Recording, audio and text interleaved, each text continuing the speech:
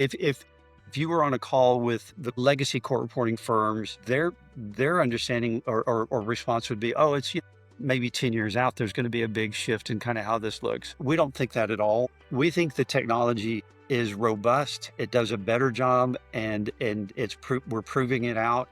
We think at some point it's all going to shift. We think it's sooner than later. That spark of innovation, it's just waiting for the perfect combination of tools and talent to bring it to life. Welcome to Pitch, Build, Scale. I'm your host, Chris Fanchi, a recovering startup founder, veteran SaaS marketer, turned dev tech enthusiast and growth specialist. Each episode, we connect with the builders, the visionaries, and the problem solvers who are redefining what's possible with today's technology and pioneering the websites, apps, and software products of tomorrow. These are the conversations that transform how we build, how we sell, and how we scale technology businesses in a world where the tech evolves by the minute. Ready to stay ahead of the curve? This is Pitch, Build, Scale. Hello and welcome to today's episode. We have a very exciting guest. For those of you just joining the podcast, we are Big North Marketing and specialize in helping dev shops and SaaS companies scale their revenue. So if you want to learn how to take your SaaS or dev business to the next level, make sure to stick around. And if you're interested in a free growth consultation, just drop us the word growth in the DMs. We're really excited to have today's guest, Tom Irby, co-founder of Skribe.ai. Tom has over 35 years of executive experience and has built, scaled, and exited multiple businesses, including a court reporting firm he sold to Veritext, the largest in the industry. And now with Skribe, he's reimagining testimony capture using AI and modern video platforms. Tom, welcome to the show. Thanks, Chris. Excited to join you today and looking forward to the conversation and hanging out for a little bit. Yeah, absolutely. So I like to start by learning my guest's origin story, if you will. What is your background? How did you first get into technology and legal tech specifically? Well, I think the origins of technology were probably the first decade of my career was in the PC industry. And so I had early exposure to technology. And so I think I've seen everything through that lens from that point forward. So I think that's where it kind of started. As far as kind of the legal tech side of it, bought a court reporting firm back in 2007. Had never been in the legal space prior to that, unless it was getting a ticket or or getting in trouble but never really formally, professionally around legal. Y- I had the opportunity to buy this firm, and I thought, well, I'm going to buy it, run it for a while, grow it, and sell it. And I learned quite a bit about the space. And I think kind of the most notable piece, and I know we'll get into this a little bit more, but I learned about a lot about how big of a market was, how interesting it is, how dynamic it is. But I also learned the business model associated with capturing testimony, namely court reporting firms. What an expensive, antiquated dinosaur of a business model that I had bought. And so, it went from excitement to, oh crap, I gotta figure out how to navigate out of this. But in that whole process, really started fueling a lot of thought and interest about, well, if I think it's going to get disrupted or changed, then what does it look like? And so anyway, that's kind of the origins of how we ended up here at Scribe, or part of the story on how we ended up at Scribe. I'll give you more data around there when we get to that point. Okay, yeah, absolutely. Have you always wanted to be an entrepreneur? Has that been something that's always been part of your life?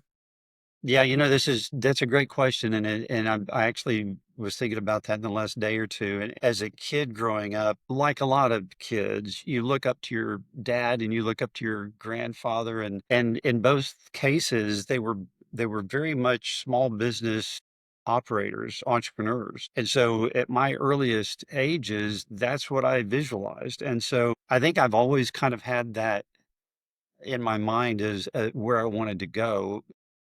The first decade or so in the PC industry, I didn't own the company. I was a partial owner, but I didn't run it. I was at the VP level.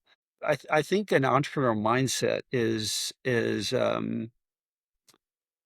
something that it's hard to get away from. And so I think there's a level of frustration when you're working inside a bigger organization that kind of frees itself up when you are running your own business. And everybody knows this, but once you kind of jump into the entrepreneurial um, seat, you're not employable anymore. You're not going to be Sure. happy, sitting shotgun and letting somebody else drive. You really aspire to drive. And so, yeah, I think the answer is yeah. I've always kind of felt like that's where I should have been and where I wanted to be. So take us from purchasing that firm back in the 2000s, 2007 to where you're at now. How did that journey unfold? Now, there were a lot of folds in that journey. So just to kind of walk through some of as I think through selling it in 2014, I had met a litigator in the Austin area by the name of Carl Seelbach. Carl and I are the founders of Scribe. Carl has been in litigation for about 20 years. So Carl and I met about a decade ago. So he would have been 10 years into his career as a litigator. Carl and I met and had lunch. He was also a client. So he was running depositions through the court reporting firm. But Carl's a techie, so at his core, he's really a tech guy stuck in a litigator world. He, um, he and I started having conversation about the industry and the space. I started sharing, my concerns about the dinosaur of a business model that I had with this court reporting firm. He started talking about his experiences as a litigator inside depositions and how frustrating it was. And so we found a lot of commonality around this topic of it's a huge market, huge potential, but it's broken. And so if it's broken, what's a modern version look like? And so from our first lunch to second lunch to having a beer to hanging out over the course of years, we kept talking about this idea. And every time we talked about it, we got more excited than the previous time. But we kept back of the napkining what it would look like, and it was never quite right. We kept going down kind of these Uber-inspired sort of ideas where we were kind of workforcing the court Uh, reporting pool and the videographer pool and getting rid of the agency, so it would be more of a direct model between litigators and the people fulfilling it, but it never quite felt right. And so along comes this pandemic. uh, And so the business of taking depositions changed from in person, where it kind of made sense to drag in a person with a funny little stenographic machine that was invented in the late 1800s. And a videographer would jump into the conference room as well. And it kind of made sense if you're in person to have people in the room with you. But once everything went to a laptop and you went to Zoom and you have native technology sitting all around you, it became really hideous to think about, hey, I'm going to go ahead and invite somebody with a funny machine to type the spoken word. And even more hideous is I'm going to have a videographer jump into the same event and push record on Zoom and charge me $150 an hour for pushing the button. So the business of taking depositions changed and the business model had not changed. So Carl and I kind of latched on to, hey, you know what? Let's focus on the native technology surrounding us and let's figure out how to map the entire workflow of a deposition and as a starting point and then grow from there. so how has that changed over the last 5 years now? So you're starting to build your solution in 2020 thereabouts. Then 2022 we get generative AI explosion. How have things changed? How has your technology changed with that shift? So from a timeline standpoint, we formed the company in 2022. Okay. We launched in mid 2023. So we're right at a 24-month window of being commercial. So what has changed, from the time we started till now, I think that we've really migrated into a bigger, broader vision of what we want to do. Initially, it was, hey, we're going to do depositions and we're going to do them cheaper and faster than everybody else. That's a very transactional sort of business model, and it's what all of the big court reporting firms do today. You schedule deposition, you attend it, you get delivery on some things, you pay an invoice, and you go away.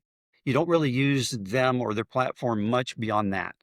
Right. So our what's changed from the last 24 months is, okay, we've proven out that model that we can be transactional. We can get rid of the people in the room that drive up the cost. We can speed up everything, use technology in a really dramatic way, impact workflows in these litigators' offices, back offices. But what we've really navigated to now is, okay, let's think in terms of a platform that's really less transactional and really more of a bigger, broader sort of like workplace or platform for these attorneys. So what that looks like is, think in terms of before a deposition, something happens, during the deposition, something happens, and then after the deposition, something happens, and it all lives inside scribes. And a lot of this is some of this is current and some of this is roadmap and where we're going. But I think it kind of answers your question about what's really changed and how we think about this. Hmm. So imagine before the deposition, any and all content around a case gets uploaded into it. So the Scribe application is a funnel for all of that content. So when you have a case, you have guidance and strategy and questioning outlines before the deposition ever happens. You prepare better. During the deposition, with the benefit of that preparation, you have a real-time feed. You can see the conversation taking place, and you have the benefit of AI providing inconsistencies or additional questions, or maybe a missed questions, or hey, they answered this question in a different way than they answered up here. So real in event coaching that helps at better capture the testimony. And then after the deposition, again, getting back to this funnel concept of data and testimony, where we become kind of the hub for all testimony for not just that deposition, but or that case, but an entire organization.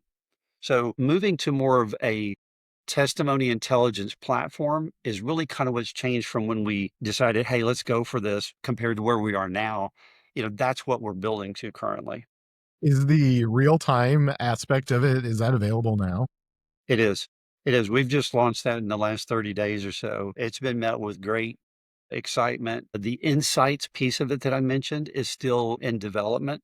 We're testing some of it internally. That's every 30 seconds to a minute coming back with some sort of AI that's checking the transcript versus kind of what you either loaded into it or just what's going on inside the testimony.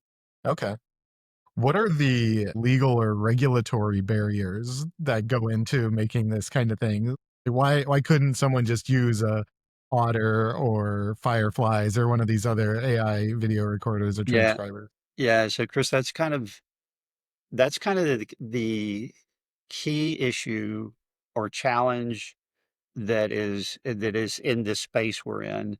And so to dive down into the weeds a little bit, ultimately what you're trying to do is ensure that the testimony you capture is admissible in court.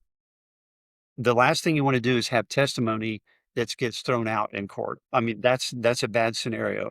So how you ensure that is there's something called civil procedure rules. And these civil procedure rules exist at the state level and at the federal level. So as we map out where we're doing business, we go through a process of understanding what the rules are. We have outside counsel that studies the rules as well. We establish kind of internally, okay, we're going into fill in the blank state. The rules look like this. That means the paperwork needs to look like this. The notice needs to look like this. The read on needs to look like this. And the rule numbers are these. And we reference them all the way through our process. So it's a great question, and that's kind of one of the big pieces that makes sure that it's less about competition. It's more about it's a zero tolerance around making sure that our clients have testimony that's admissible. What happens when, and I'm sure we've all experienced this, we look at a transcript of a call that we've recorded and see that something was transcribed either incorrectly, so it was misspelled, or the AI heard something differently, or it was difficult to distinguish what the person said. How do Right. you handle that kind of issue, and what's the ramifications of that?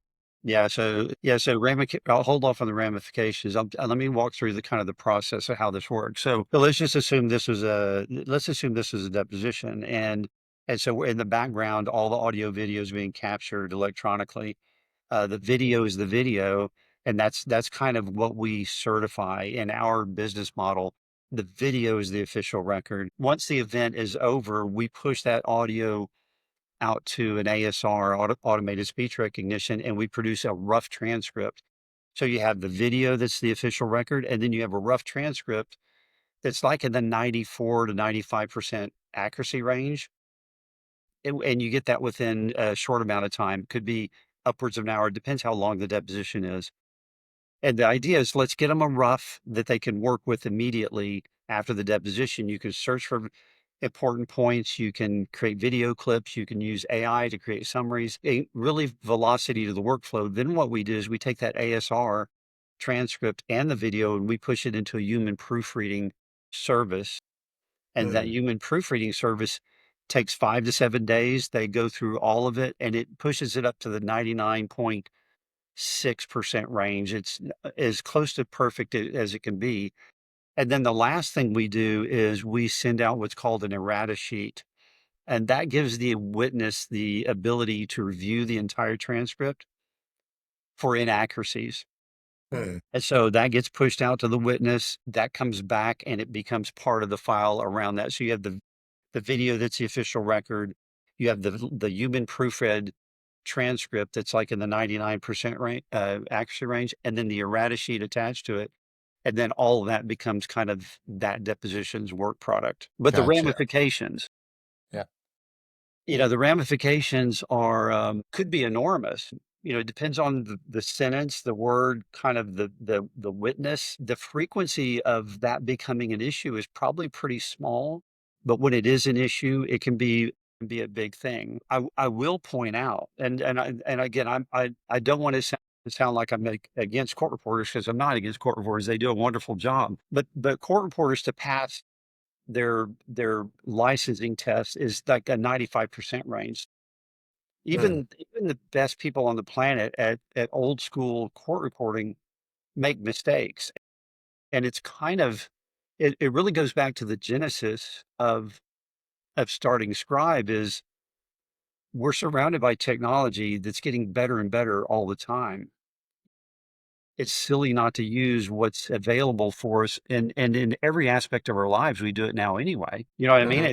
So as a Yeah. civilization, we've all evolved to we've all evolved to devices that do wonderful jobs for us on every front, and yet we're kind of stuck in a, you know, 10, 20, 30, 40-year-old technology or discipline that has been, and oh, by the way, court reporting as a profession, a lot of people argue that it's dying. There's close to a 40% shortage across the USA of court reporters to cover work. In some states like California, they've already kind of declared a crisis in the court systems and they're getting backed up because they just don't have people to do it. And so, we're really just kind of addressing a big market that has a real problem that's broken in a modern way that should have been done a long time ago. How are the court systems reacting to this kind of change? Are you seeing It's much feedback? kind of what you would guess. It's really a mixed bag, like it depends on how forward thinking people are and you could almost kind of create an age range and go, okay, this younger range tends to be more tech leaning, they get it quicker. This older range maybe is not, and they're kind of happy with doing it the old fashioned way. That's not 100% of the time. We have people that in every age bracket that are using us currently. But I think the general thinking out there is everybody knows this is changing. Everybody knows it's across the board. It doesn't matter who you talk to. Everybody acknowledges it's going to change. People don't always take risk. And when you're risking testimony being admissible or not, it's even more hesitation around it. There's a lot of education that goes into what we're doing, a lot of thought leadership, a lot of onboarding, a lot of building relations and confidence with clients. And that's really kind of where the other thing I was going to mention real quickly is the other thing that's lagging in this space are the rules associated with Mm. those civil procedure rules I mentioned earlier. Most of them were written in the early 90s, 30, 40 years back. We're talking about these rules, and they never forecast or never anticipated in those rules creations where technology would be now. Nobody Mm. anticipated AI. Nobody anticipated that little pandemic that we had that changed the behaviors of everything. So So now we're at this point where legislative sessions are trying to update rules, and we're part of that whole process. And a lot of the people that are kind of leading the charge are in the process, and yet you have the court reporting industry that's resisting it. And so Uh, there's mhm. these rules that favor kind of the dinosaurs, and the dinosaurs are protecting it. And all the people that understand, hey, change has got to happen, are trying to update it. And the legislative process and the rules are kind of lagging a little bit. How many states are you currently in? The last number I have is 25, and that's probably a month-old number. So I'd say it's probably still under 30. The vast majority of our work is still in the Texas market because that's where we started, and we found real organic growth in certain cities around the state, and now we're trying to replicate that kind of broad scale across other states. Who are your primary customers? Is it the litigators, the firms, the court systems themselves? It's not the court systems yet.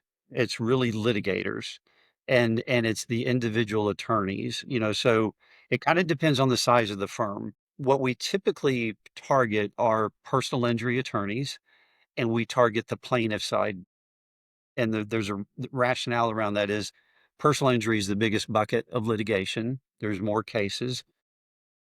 And the plaintiff side is they get compensated, on a contingent basis. So if I can go to a plaintiff attorney and say, "Hey, listen, I can cut 50, 60 plus percent out of your deposition costs. Are you interested in that?" They jump out of their shoes. Where the defense side gets paid by the hour, whether they win or lose, they don't jump out of their shoes. And so we're focused personal injury. The plaintiff side is really kind of our biggest. It's our bread and butter market right now. Okay. And what about from a federal level? Are you guys able to function within the federal courts? And is that a much different rulemaking process? So the federal rules favor us in a big way. So the way that works, we still target litigators, personal injury and plaintiff side, and some of these plaintiffs have a docket of cases that includes federal cases, and so it's really nothing changes on who we're targeting. It ties back to their docket or the number of cases they have, and if they're all state focused, or maybe they're partial between federal focused and state focused, and then we just map to the rules accordingly. But at the federal level, they're probably the most favorable rules of any of the rules we deal with. Okay. Are you seeing, and I feel like this is fairly consistent in a lot of different industries, that AI is held to a higher standard than a human when it comes to like error rates and accuracy? Is that what you're seeing? I hadn't really thought about it, but I mean, the conversation you and I had about 5 minutes ago, where I talked about court reporters have to do 95% or better to get their license. And yet I'm at 99.6 and people are reluctant and Hmm. concerned. So I think that kind of answers the question. Yeah. Like it really does. And like the other thing to keep in mind here, and these are nuances of what this world looks like that I'm in. Prior to COVID, less than 10% of these depositions use video. So 90% of these depositions were a stack of paper with words on paper. And so, like, if you think in terms of, hey, I've got somebody in the room, they're typing what they're hearing, think about the number of ways that can go wrong. It doesn't show inflection, it doesn't show facial, nonverbal. It's the level of accuracy with words on paper, I think is really totally different than post COVID. It flipped. Now 90% of these depositions have video. And so think in terms of what do you want to watch to really hear the real testimony? Have a 100-page document that's line and page where you take a highlighter and you're highlighting things on and off that document, or do you want to have a play button where you can say, what did Chris say in minutes, 49 to 53 that were so important? And how do I create a video clip of that? And then have testimony on paper that references the video. That's kind of the dynamic shift that we've gone through. And it's another subtlety of kind of how we think of things. Prior to COVID, the gold standard in this testimony was a transcript. After Mm. COVID, the gold standard is the video. Yeah. And you can do so much more with the video. Yeah, and I could also see certain entities, certain defendants not wanting the video because of those very Exactly. reasons, things like that. Are you working only in civil litigation at this point, or is there use for this in the criminal side of things? There's use in both sides. I think our focus right now is in the civil side. There's definitely really anywhere there's testimony, legal testimony, the Scribe application does a wonderful job. It's really more about we can't boil the ocean here. We have to be clear about who's our ideal customer and really prove out the model and really push hard for product market fit. And once we kind of feel like, okay, we're hitting all cylinders with this market and we know them inside out, then you can start pushing out into these other, but it can handle any testimony. There have been some other use case ideas that have come up. We had a conversation with a law enforcement group in I think it was either Ontario or Toronto. It was up in Canada, and they have in a given metropolitan area, they have interview rooms. You could just imagine when there's a big case or there's a suspect or somebody of interest they want to have a conversation with, they bring them into a room and they have a video on them. And what they capture is really important. The way they were capturing it was so old school. They had an old school camera, and when it was done, they had a DVD and they would circulate DVDs to different offices. They didn't have the ability to highlight, capture, search, share video clips, share a YouTube clip now. They didn't have the ability to do those sort of things. So at scale, imagine every police force in metropolitan areas across the country, the need that they have for some sort of uniform way of capturing testimony in those interview rooms. That's kind of a vertical that sits out there on the side of what we're focused on now. The other is think about corporations and either board meetings or corporate meetings or big client meetings, kind of fill in the blank. It's a very similar sort of application where you're just capturing testimony. The only big difference, one of the big differences in kind of how we're navigating this is it has to do with the admissibility and kind of the navigating of the states, because that's really more of a moat and a barrier for entrance and something that, you know, we've got a couple years jump into what this looks like, and we're navigating all these states real aggressively. And we do think at some point it'll go from a US product to maybe we go to the UK or maybe we go to another country and start kind of pushing into capturing testimony in those countries as well and navigating their laws. Are there other parts of the legal process that you could see being transformed by technology like this? Things that you're maybe keeping an eye on for the future?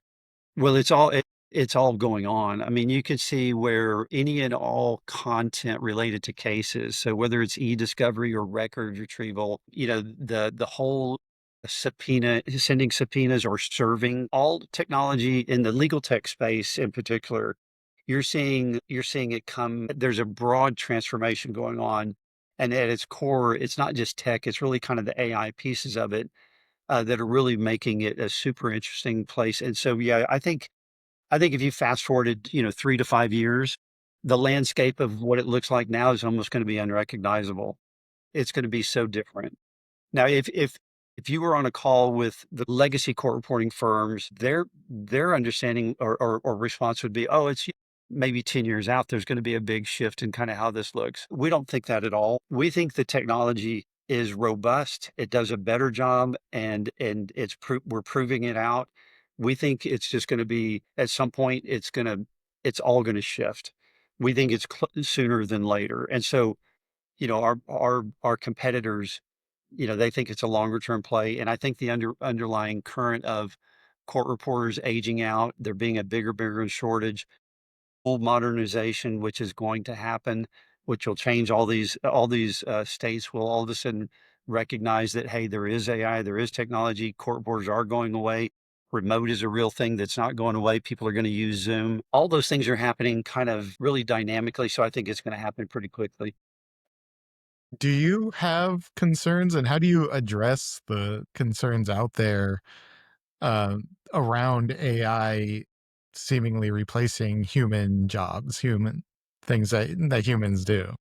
I don't know. I mean, I mean, I think it's real. I don't think you could deny that AI has and is going to change how the work market, how it goes. I think if we had this conversation in July of 2024, or we had this conversation July of 2023, think of how differently we would think of AI.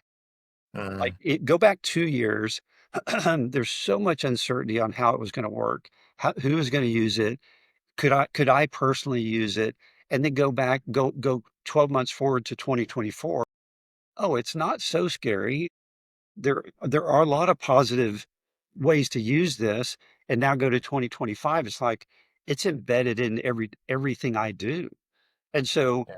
I think the where I'm landing is there's certainly going to be some jobs that go away, but I think the more likely thing is that you're not going to lose your job to AI. You're going to lose your job to somebody that uses AI. So you kind of got to jump on the bandwagon. You've got to use it as a tool and find the most productive ways to implement it in your world.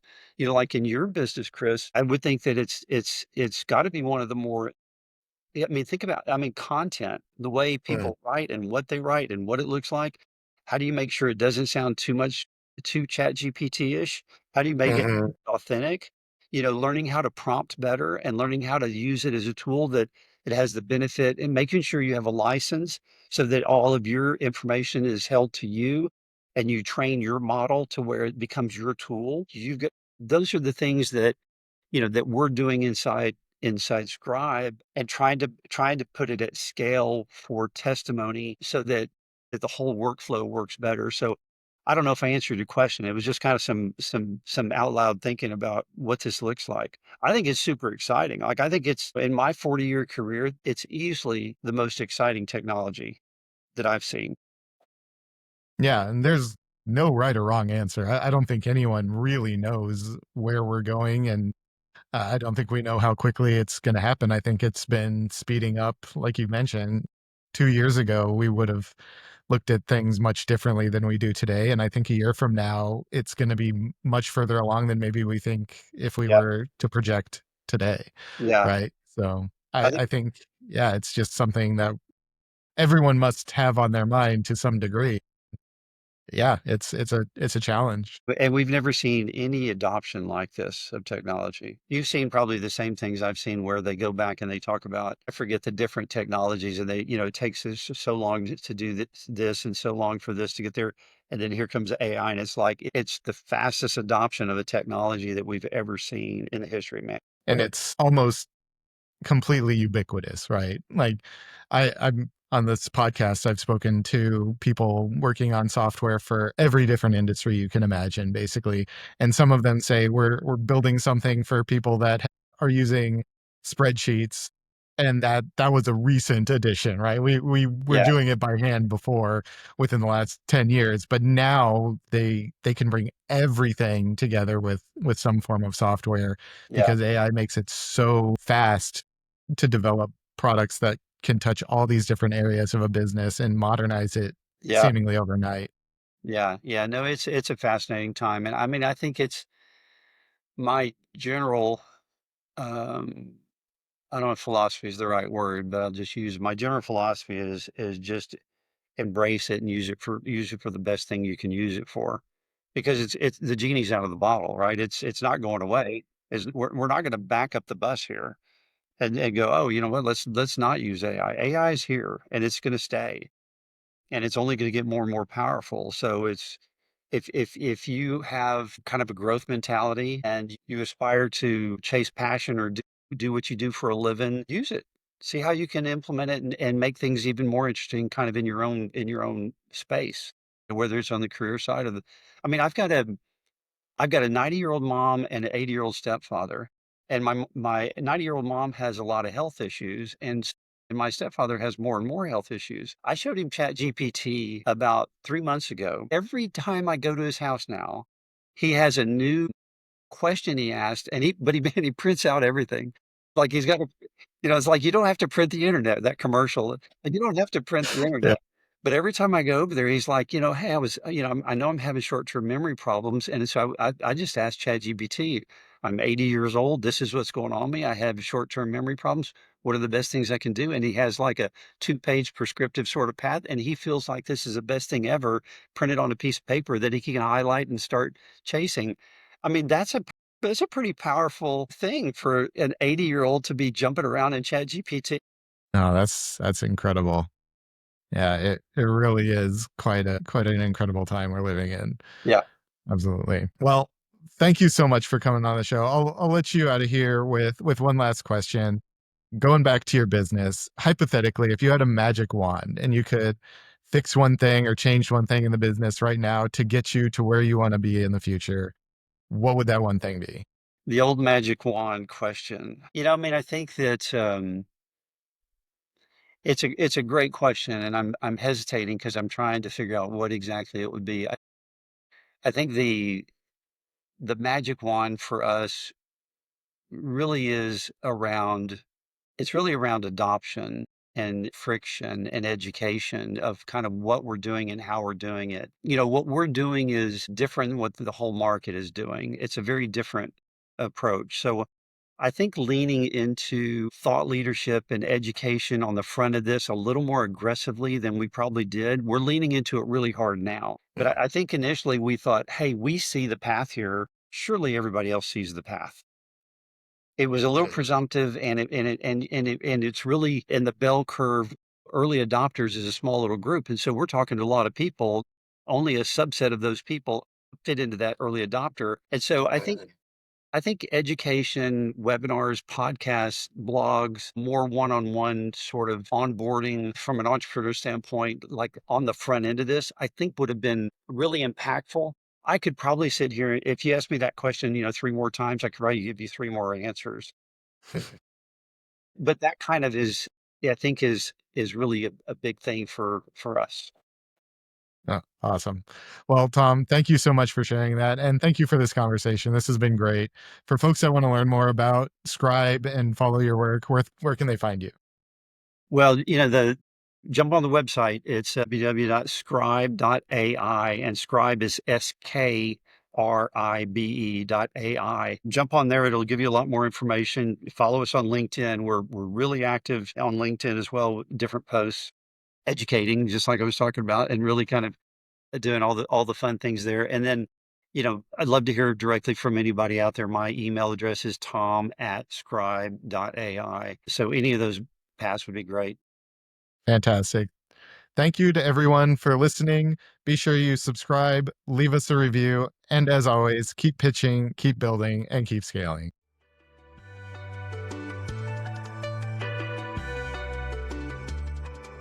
Thanks for listening to this episode of Pitch, Build, Scale. Be sure to subscribe on your favorite podcast provider so you never miss an episode, and we'll see you next time.